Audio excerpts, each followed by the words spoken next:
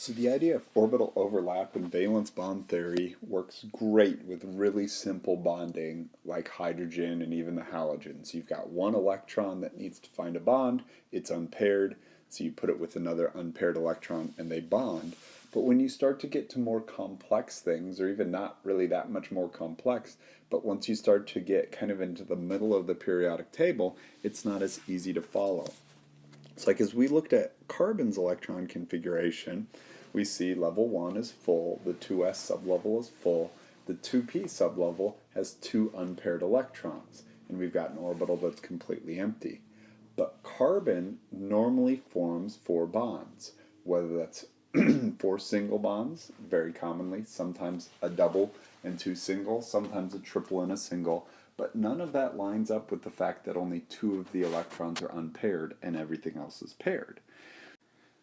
So to explain situations like this, a concept of hybridization of orbitals comes up.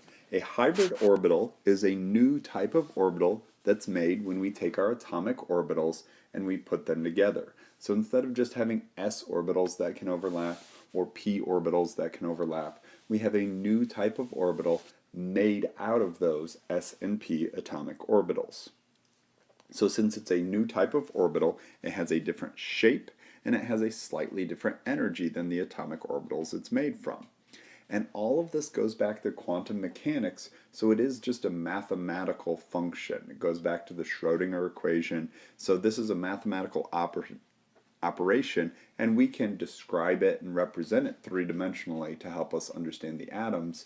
But it's important to remember that this is still about probability. But that process is called hybridization, and when we do that, we have a certain number of new orbitals that aren't s orbitals, that aren't p orbitals, that are hybrid orbitals, but we have the same number of hybrid orbitals that we have atomic orbitals.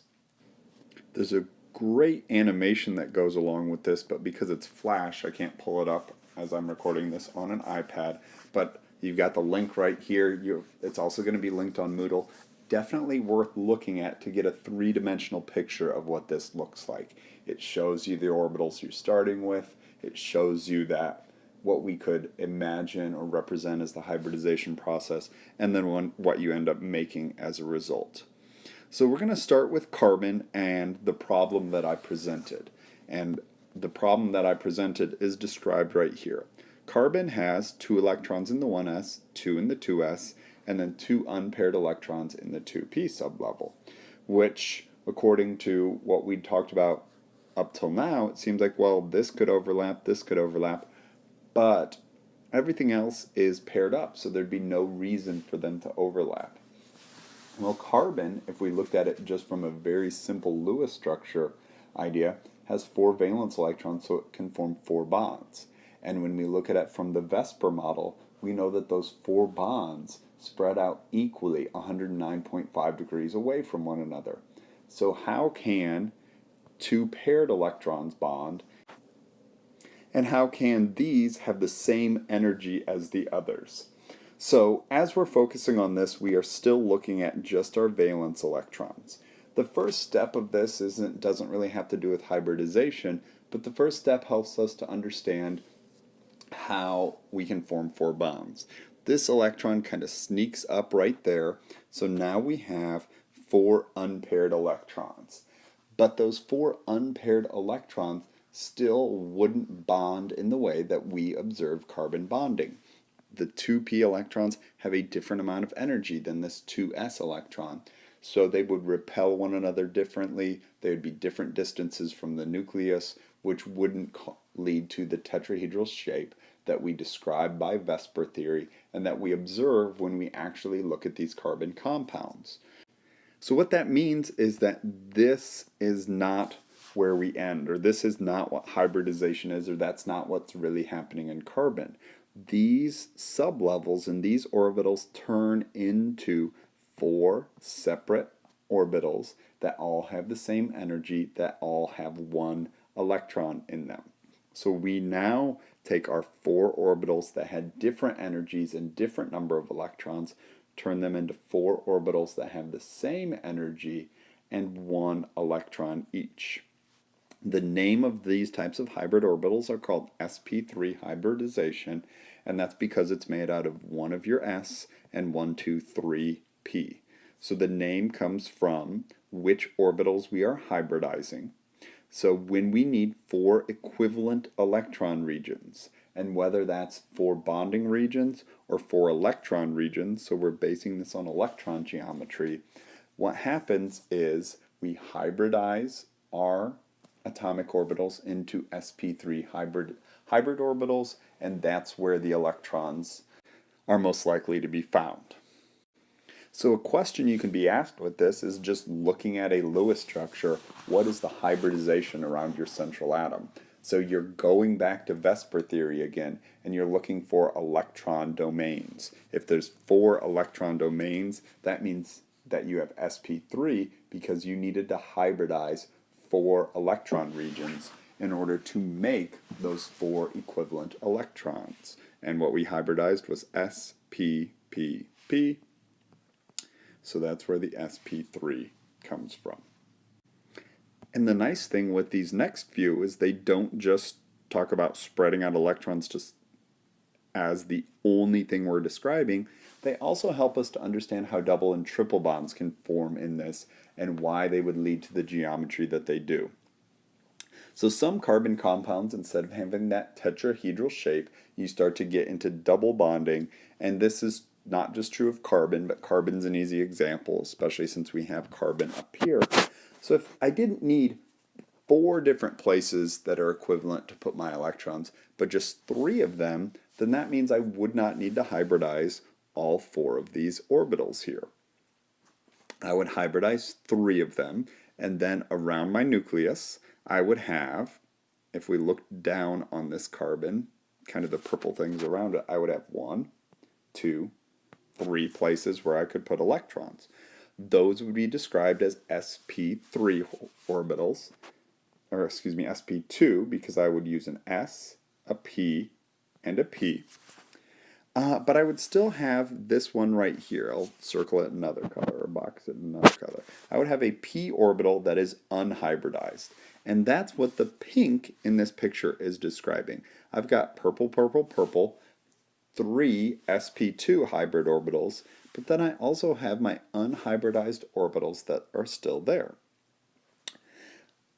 In boron, that's exactly what happens. We have 3 electrons, we spread it out to get sp2, but those remaining p just stay empty. But when you have carbon, or if you had silicon, or even nitrogen or oxygen, a lot of those other things that are forming covalent bonds there, that p orbital, we still have electrons that are likely to go in there, and electrons that are going to be a part of the bonding.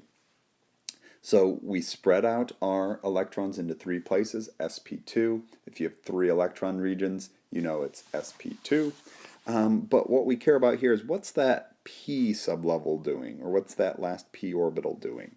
And this picture describes it pretty well. We have this p that's next to this p orbital. And what can happen is I've got some electrons here, I've got some electrons there. Well, there's an attraction between this nucleus and those electrons, this nucleus and those electrons. So instead of the electrons staying exactly where they are, as drawn right here, they kind of start occupying this space, right up here and right down there. There's a sideways overlap of these p sublevels that allows for a new region of electron density. It's not directly between the nuclei. Between the nuclei is our first bond, that's our sigma bond, but it's kind of above and below our sigma bond, but it still is between our nuclei, just not directly between them. That's how we form a double bond, and that type of bond is called a pi bond. So a pi bond, we have here at the top, is a sideways overlap of p orbitals. So we always, as the picture showed and as I connected there, we always form a single bond first. The electrons are first most likely to be found in the space between the nuclei, but after there's some electrons there, no more can go there. So we start to overlap side by side and form a double bond. And if we had a triple bond, we would have two pi bonds kind of surrounding our sigma bond. Because there's extra electrons there, there's extra attraction between the electrons to the protons to the electrons, that pulls the nuclei a little bit closer together. The shorter distance makes the bond a little bit stronger. The added attraction makes the bond a little bit stronger. And sometimes, and this is not something you'll have to describe a lot, but in resonance structures, and your book has some good illustrations of this if you want to see what this would look like.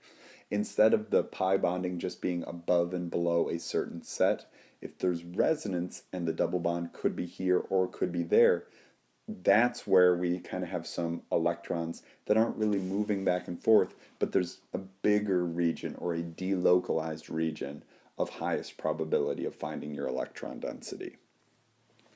The last two types of hybridization here are using the same concepts. If you only need two electron regions, so if your central atom has electrons on one side and electrons on the other side, you only have two electron regions. Whether those are lone pair or bonding, we're focusing here more on the bonding. But if there's two of those, we only need to hybridize two orbitals. So we use one of our s's, we use one of our p's. So if I were looking at carbon again, I would have the 2s, I would have my 2p's, my electrons in there. What would happen would be I would use this orbital and this orbital to form an sp and an sp.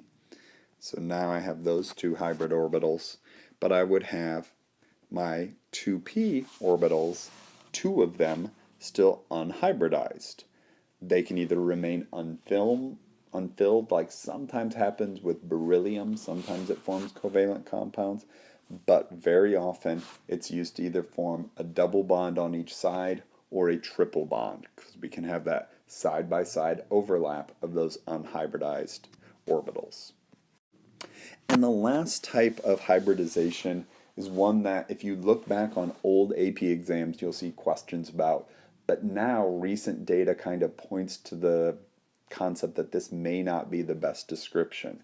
When we have 5 or 6 electron regions, we need 5 or 6 equivalent places to put electrons. When we needed 4, we hybridized S with P's. When we needed 3 or 2, we hybridized fewer P's with our S's, but it was still just those orbitals.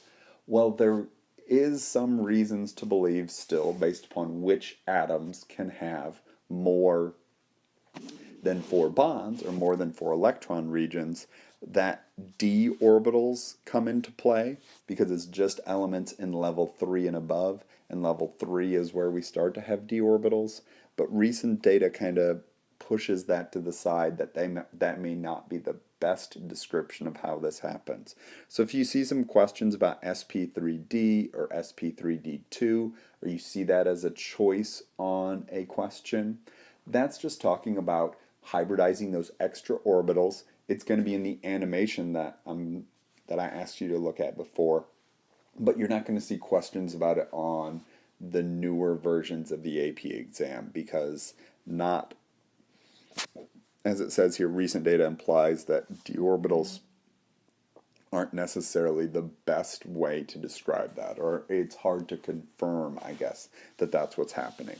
So if you're asked to describe why can phosphorus have an expanded octet but nitrogen can't, it's because phosphorus is a larger atom and has more space for the electrons and the additional atoms to bond to it. So we've got one more topic to kind of wrap this up and explain some things that we haven't explained so far. But up till now, basically these first 10 videos make up about 98-99% of what you need to know. Be able to describe Lewis structures, to be able to think of the shape in terms of electron repulsions and describe that, and to use hybridization to see how those things go together, and orbital overlap to describe how and why the two nuclei are attracting where they are.